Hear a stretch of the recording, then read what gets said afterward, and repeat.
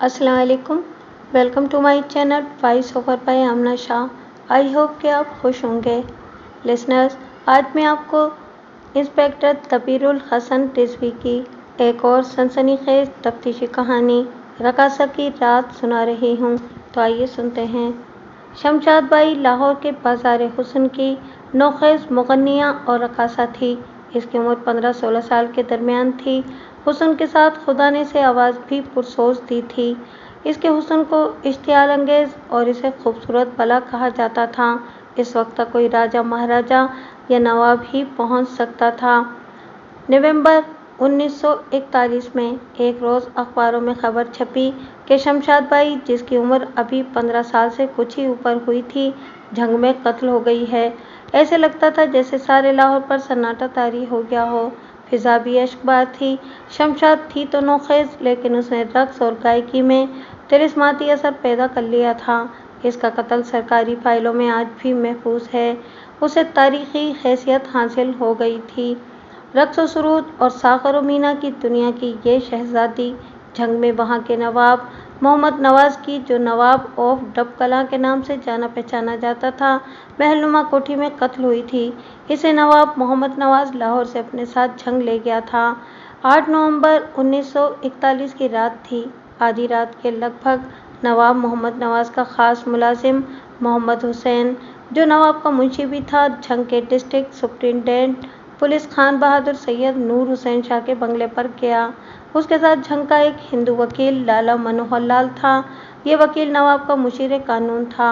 उन्होंने district SP Syed नूर हुसैन शाह को बताया कि लाहौर की मशहूर मुगन्निया और रकासा शमशाद बाई नवाब साहब की कोठी में नवाब साहब के पलंग पर मरी पड़ी है। उन्होंने मौत का बायस रिवॉल्वर की गोली बताया। गोली शमशाद के सर में लगी थी। इन लोगों को थाने में रिपोर्ट देनी चाहिए थी, लेकिन इन्होंने आधी रात को डिस्ट्रिक्ट एसपी को जगाया और उसे रिपोर्ट दी। वो अपने नवाब को जंग का बादशाह और एसपी को नवाब का नौकर समझते होंगे। एसपी ने इन्हें कहा कि वो थाने जाएं और एफआईआर लिखवाएं। ये काम मुतालिका थाने के एसएचओ का है, डिस्ट्रिक्ट एसपी का नहीं।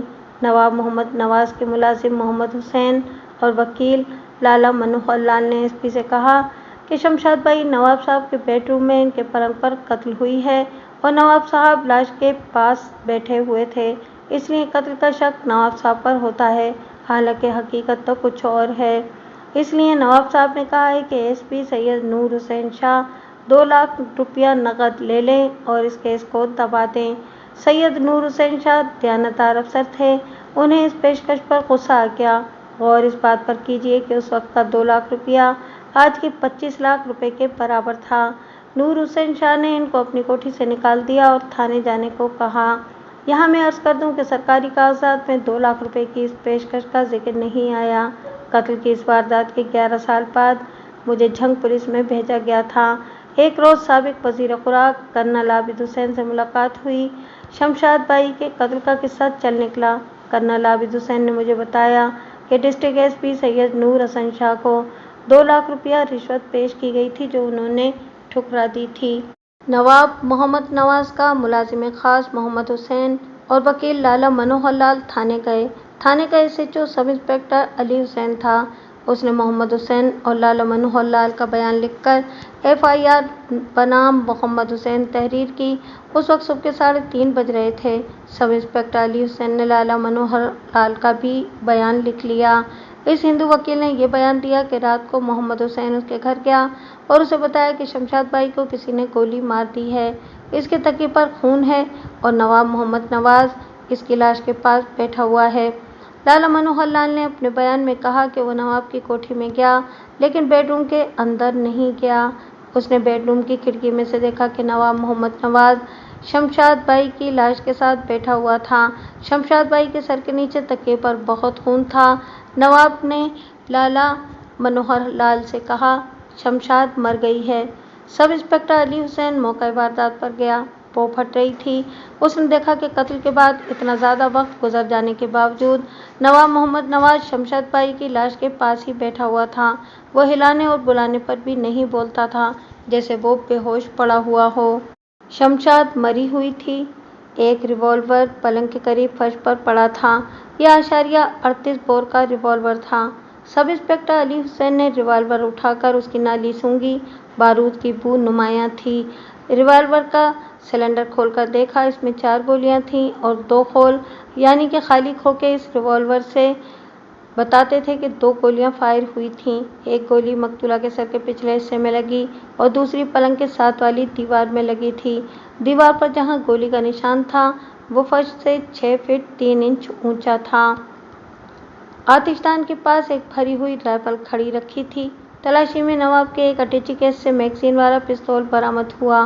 मैगजीन गोलियों से भरा हुआ था। इन तीनों हथियारों के लाइसेंस थे। राजे महाराजे और नवाब किसी को कत्ल कर देना या कत्ल करवा देना जुर्म नहीं समझते थे। दौलत के जोर पर वो पुलिस को अपने हाथ में रखते थे। गवाहों को वो खरीद लेते थे, बल्कि पुलिस और गवाहों तक तो वो नौबत ही नहीं आने देते थे। नवाब मोहम्मद नवाज की कोठी में एक रकासा कत्ल हो गई तो नवाब को पूरा यकीन था कि पुलिस इस पर पर्दा डाल देगी। उसने पर्दा डालने का मुआवजा 2 लाख रुपया पेश किया था। अभी ये पता नहीं चला था कि कातिल नवाब मोहम्मद नवाज है या बाहर का कोई आदमी है।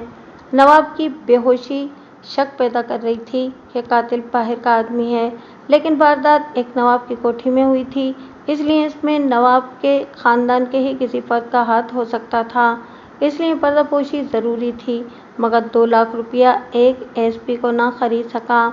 एसपी सैयद नूर हुसैन शाह ने सिर्फ यही न किया कि 2 लाख रुपया रिश्वत कबूल न की, बल्कि उन्होंने ऐसे इक़दाम किए कि नवाब पुलिस के किसी छोटे अफसर को खरीद न सके। एक तो उन्होंने मौका वारदात पर एक डीएसपी को भेज दिया। इसका नाम गुलाम हैदर था, जिसने मौका वारदात पर जाते ही देखा कि सब इंस्पेक्टर अली हुसैन ने क्या किया है।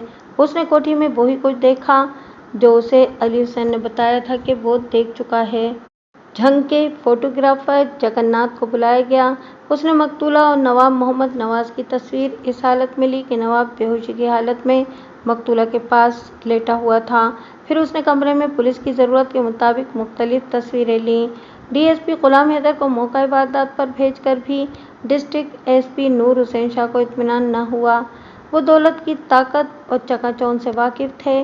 उन्होंने कायदे कानून से हटकर ये इक़दाम किया कि एक मजिस्ट्रेट दर्जा अव्वल को तफ्तीश करने वाले सब इंस्पेक्टर और डीएसपी के साथ लगवा दिया। इससे तफ्तीश में ये फ़र्क पड़ा कि सब इंस्पेक्टर जो बयान ज़ेर दफ़ा ज़ाब्ता फौजदारी ले रहा था, वो इस मजिस्ट्रेट ने, जिसका नाम मोहम्मद शफ़ी था, ज़ेर दफ़ा लेने शुरू कर दिए ताकि गवाह अपने बयानात से मुनहरिफ न हो सकें। पुलिस ने नवाब के ख़ास मुलाजिम मोहम्मद हुसैन के अलावा जिनके बयान लिए, इनमें गामा नाम का खानसामा और दिल सिंह नाम का गोरखा चौकीदार शामिल था। वहाँ एक शख्स और भी था।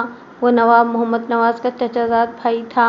उसका नाम भी मोहम्मद नवाज था और मोहम्मद नवाज़ी सानी कहलाता था। नवाब मोहम्मद नवाज के मरने के बाद जायदाद का वारिस मोहम्मद नवाज सानी था। वो उस रात कोठी के अहाते में एक खेमे में सोया हुआ था।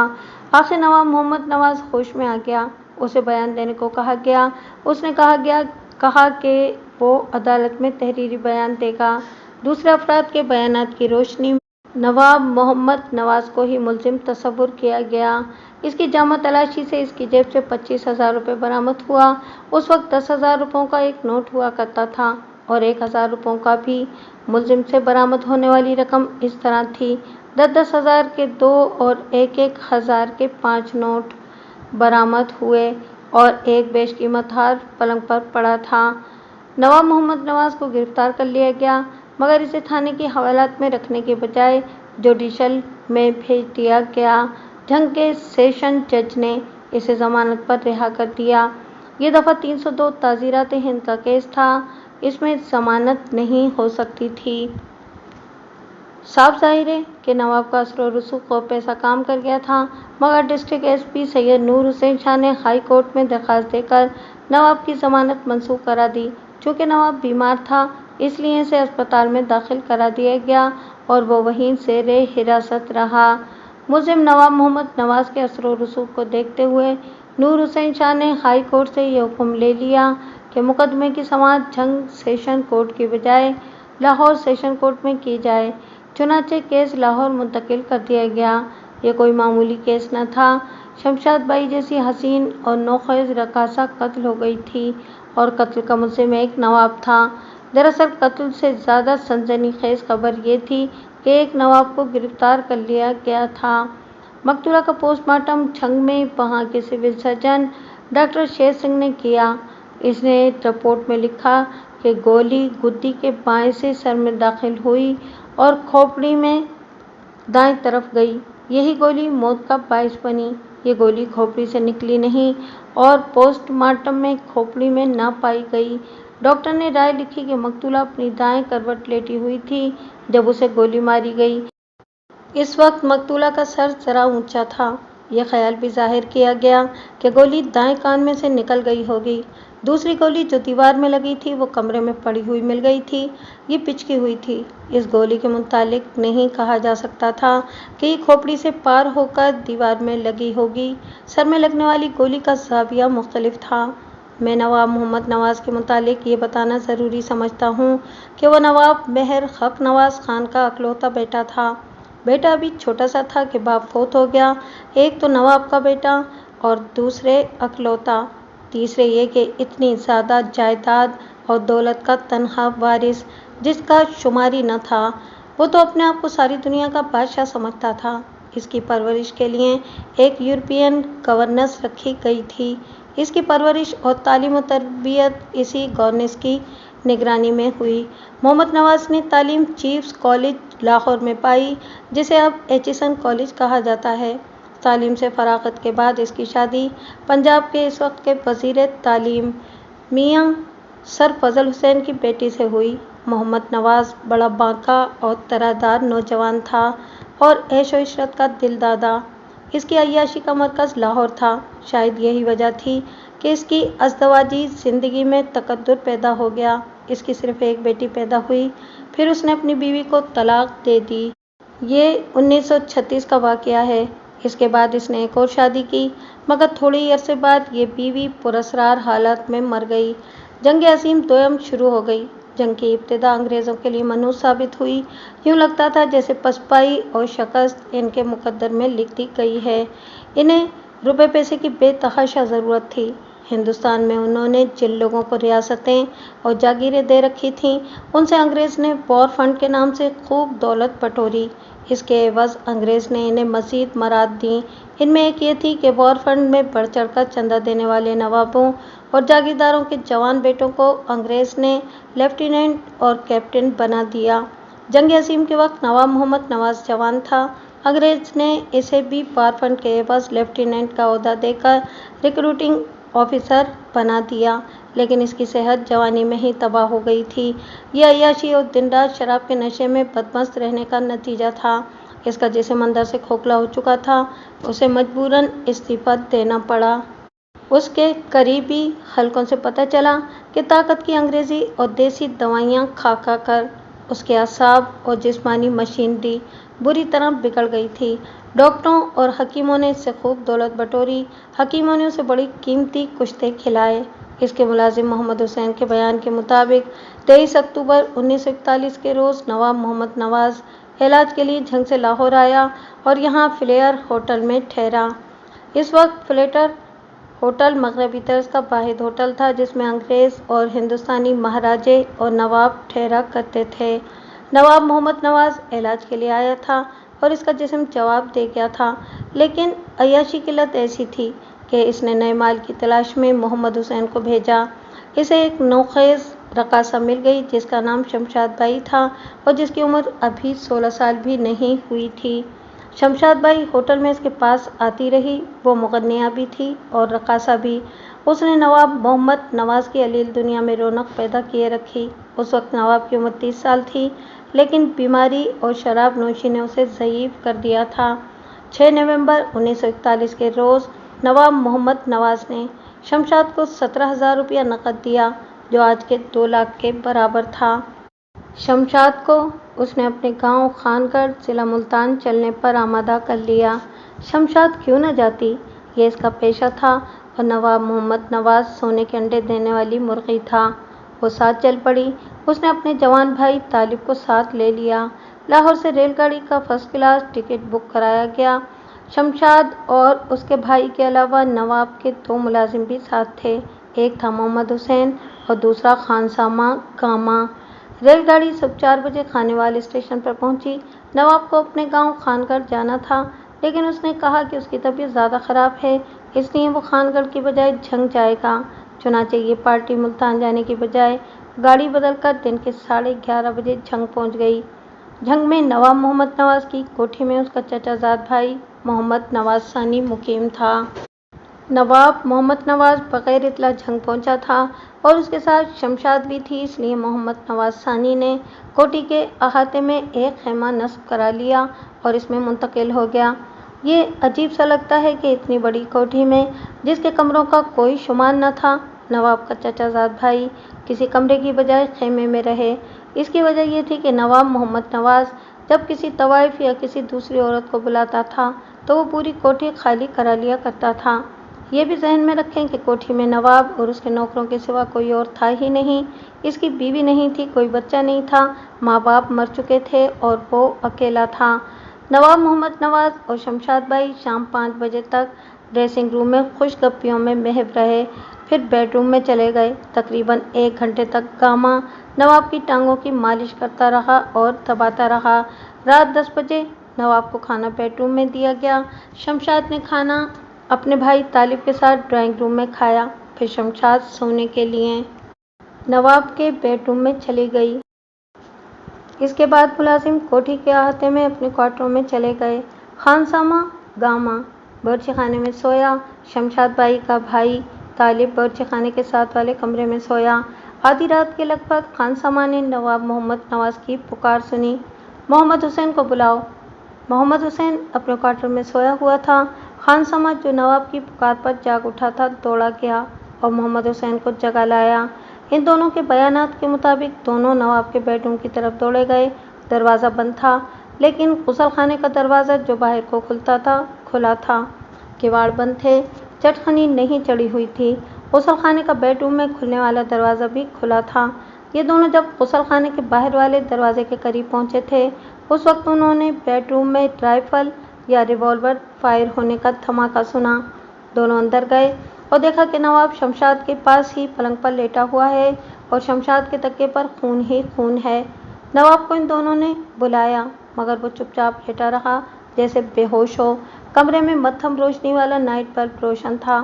انہوں نے جب دیکھا کہ نواب نہ بولتا ہے نہ ہلتا ہے تو انہوں نے نواب کے چچا زاد بھائی نواز ثانی کو خیمے میں جا کر اطلاع دی۔ نواز ثانی نے بیڈ روم میں جا کر نہ دیکھا کہ یہ ملازم جو کچھ بتا رہے ہیں وہ کہاں تک صحیح ہے۔ اس نے محمد حسین سے کہا کہ وہ وکیل لالا منوہر لال کو بلا لائے۔ لالا منوہر لال قریب ہی رہتا تھا۔ وہ آ گیا، لیکن وہ بھی بیڈ روم کے اندر نہ گیا۔ اس نے کھڑکی میں سے بیڈ روم میں دیکھا اور نواب محمد نواز سے پوچھا کہ کیا ہوا ہے۔ نواب نے کہا شمشاد مر گئی ہے۔ گاما خانسامہ نے جو بیان دیا وہ محمد حسین کے بیان سے ملتا جلتا تھا۔ لالا منوہر لال اور محمد نواز ثانی کے بیانات بھی محمد حسین کے بیان کی تصدیق کرتے تھے۔ 12 فروری 1942 کو مقدمے کی سماعت سیشن کورٹ لاہور میں شروع ہوئی۔ سیشن جج ایک بیدار مغز اور بڑا ہی قابل انگریز ڈی فالشا تھا۔ اس انگریز سیشن جج نے چند ایک اہم مقدموں میں بہت شہرت حاصل کی تھی۔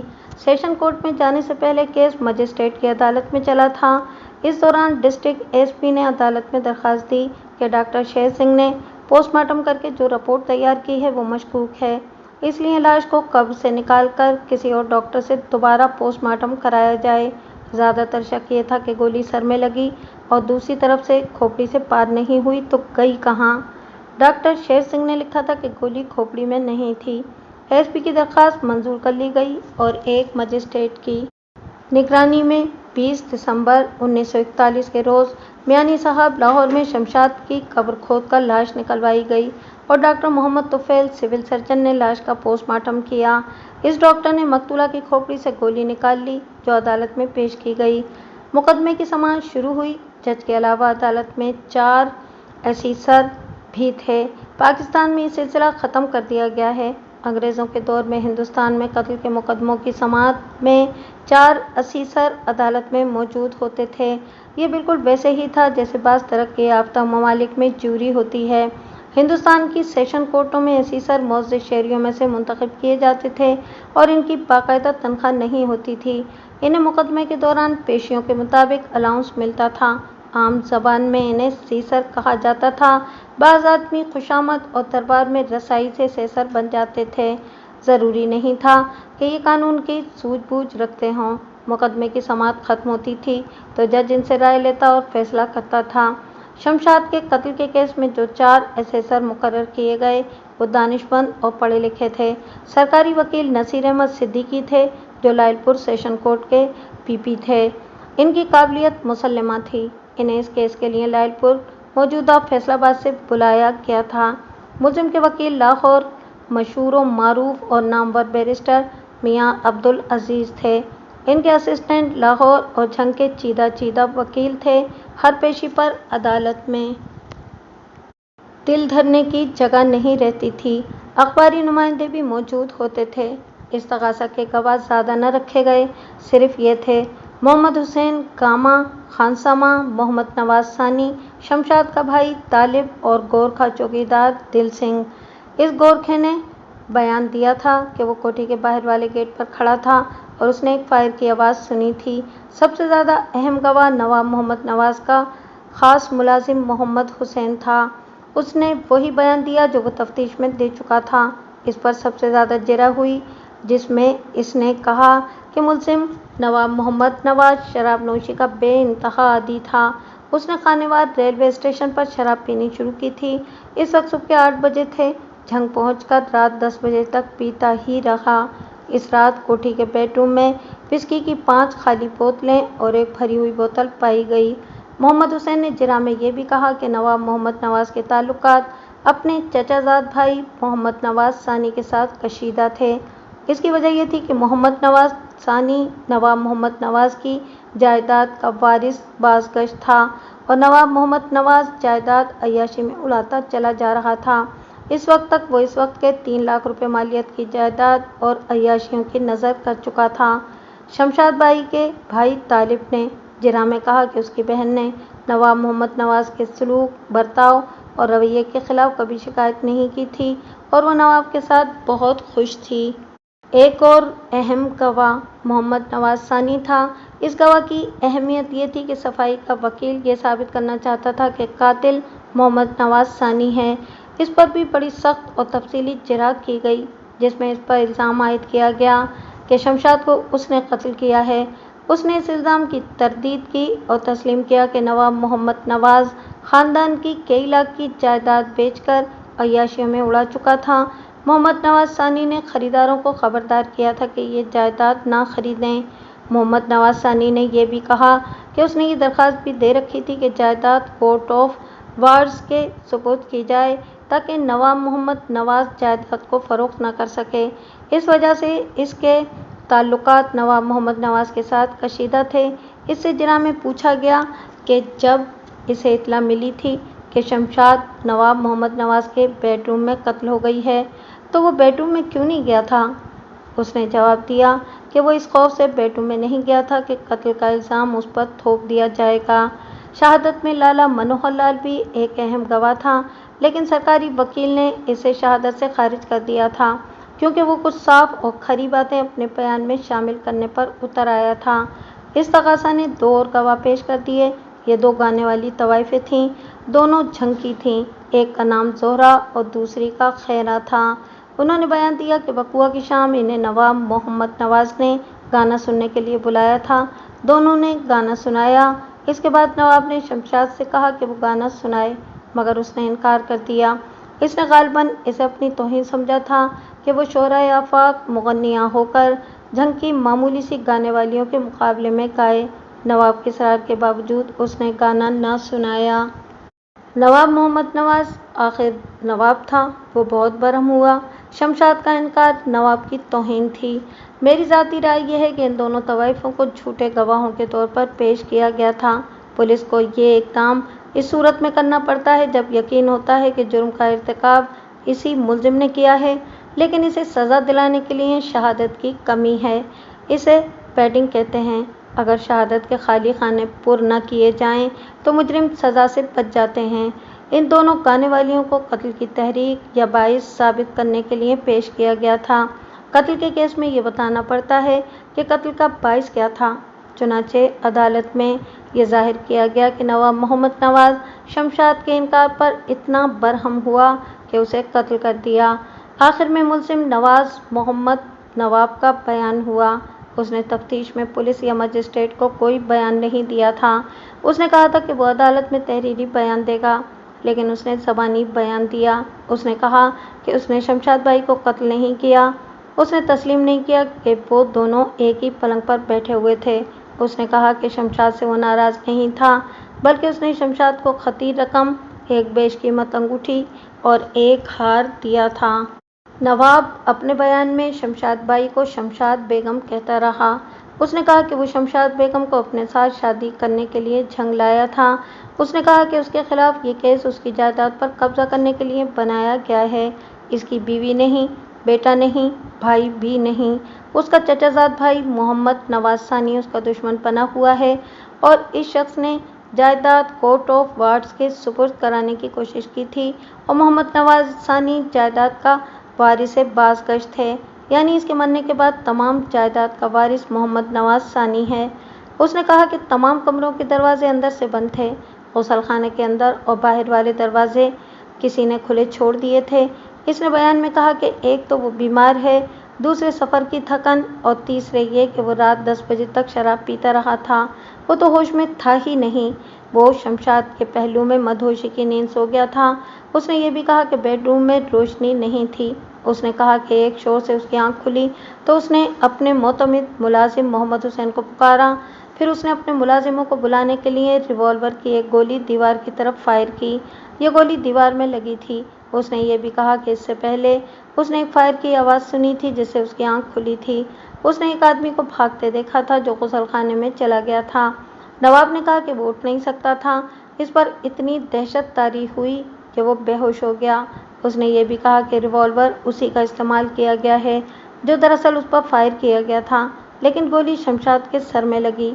उसने ये भी कहा कि सलाला मनोहर लाल ने बेडरूम की खिड़की से कहा था कि लेटे रहो वरना तुम्हें भी कत्ल कर दिया जाएगा। मुलजिम का बयान खासा तवील था। उसने सफाई में कोई गवाह पेश न किया। अंग्रेज सेशन जज ने एसेसरों की राय तलब की। मुलजिम का बयान इतना मुदल्लिल था और इस तगाज़ा के गवाहों पर जरा से कुछ ऐसी बातें सामने आई थीं कि चारों एसेसरों ने मुलजिम मोहम्मद नवाज को बेगुनाह करार दे दिया। जज ने एसेसरों से इख्तिलाफ किया।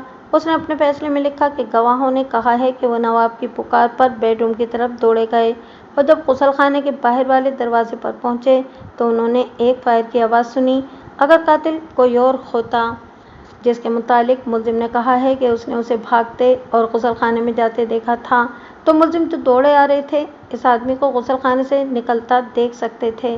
जज ने लिखा कि शमशाद ने खुदकुशी नहीं की। खुदकुशी की कोई वजह ही नहीं थी। खुदकुशी की सूरत में गोली उसके सर के पीछे न लगती। दूसरा इम्कान ये था कि रिवॉल्वर इत्तेफाकिया चल गया, लेकिन इत्तेफाकिया एक गोली चल सकती थी, दो नहीं। गोली इत्तेफाकिया इसलिए भी नहीं चल सकती थी कि ये वेबले एंड स्कॉट 38 रिवॉल्वर था, जिसके ट्रिगर को दबाने के लिए खासा जोर लगता है। ये इतना ढीला नहीं होता कि उंगली छू जाए तो गोली चल जाए। जज ने लिखा कि मुलजिम के चचाजाद भाई मोहम्मद नवाज सानी पर कत्ल का शक किया जा सकता है, लेकिन कराइन और दलाइल की रोशनी में ये साबित होता है कि मोहम्मद नवाज सानी इस कत्ल में मुलव्विस नहीं। अगर इसे पहले से इल्म होता कि नवाब मोहम्मद नवाज फला दिन जंग आ रहा है तो मोहम्मद नवाज सानी नौकरों और चौकीदारों से साज़बाज करके नवाब के कत्ल का इंतज़ाम कर लेता, मगर नवाब अचानक आ गया। अगर उसे कत्ल करना ही था तो नवाब को करता।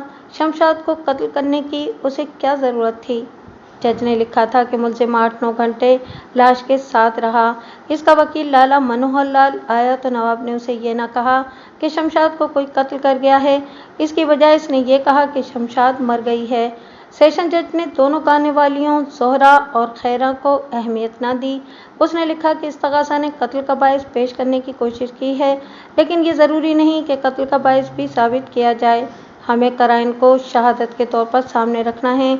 अगर ये तस्लीम कर लिया जाए कि मुल्जिम शराब के नशे में धुत था और होश में न था और आधी रात के वक्त किसी बात से मुश्तिल होकर उसने मदहोशी के आलम में शमशाद को गोली मार दी, तो भी शराब की मदहोशी सफाई में कबूल नहीं की जा सकती। मुल्जिम ने जानबूझकर अपने आप को शराब के नशे में धुत किया, ये खुद पैदा करदा कैफियत है। जज ने फैसला दिया कि मुल्जिम सरीहन जुर्म ज़ेर दफ़ा 302 का मुर्तकब हुआ है, लिहाजा उसे सजाए उम्र कैद दी जाती है। ये फैसला 6 जून 1942 के रोज़ सुनाया गया।